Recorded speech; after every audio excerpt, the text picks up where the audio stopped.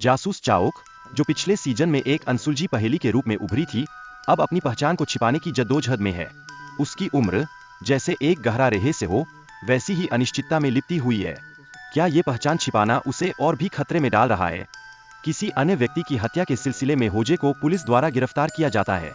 अब उसे अपनी बेगुनाही साबित करने की चुनौती का सामना करना है। लेकिन क्या वास्तव में वह निर्दोष है, या उसकी मासूमियत केवल एक छलावा है? ओंगसोंग बायोटेक कंपनी में चल रहे मानव प्रयोगों के चलते रहस्यमय घटनाएं घटित होती है। इन प्रयोगों का क्या असर होगा? क्या ये वैज्ञानिक खोजें मानवता के लिए एक वरदान बनेंगी, या फिर बर्बादी का कारण बन जाएंगी? चाओक और उसके साथी मिलकर इस रहस्य को सुलझाने की कोशिश कर रहे हैं, लेकिन खुद को साबित करने के लिए उसमें एक अजीब खींचतान भी है। क्या उसका अकेले काम करने का रवैया उसे हार की ओर ले जाएगा? 30 साल के रहस्य को जानने के लिए चाओक अपने दोस्त से पूछता है, लेकिन जानकारियां उलझने का कारण बन जाती है। क्या शुद्ध सत्य कभी सामने आएगा, या फिर उसे सच्चाई के भंवर में गुम कर देगा?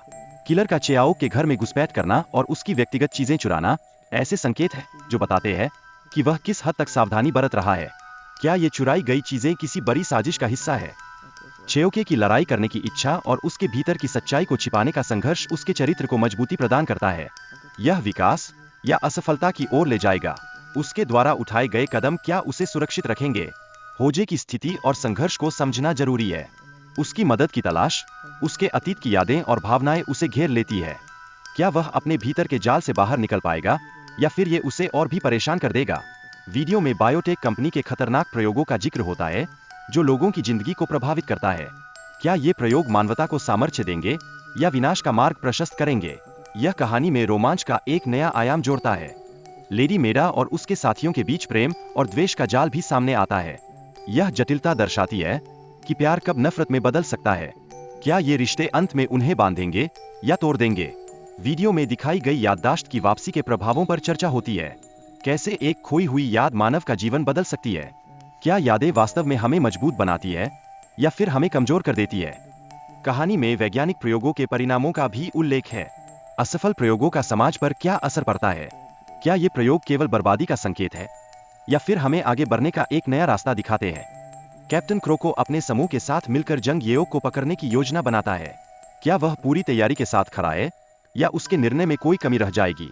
यह उसकी इच्छा शक्ति का परीक्षण है। कैसे ताई सांग अपनी याददाश्त को वापस पाने की कोशिश कर रहा है?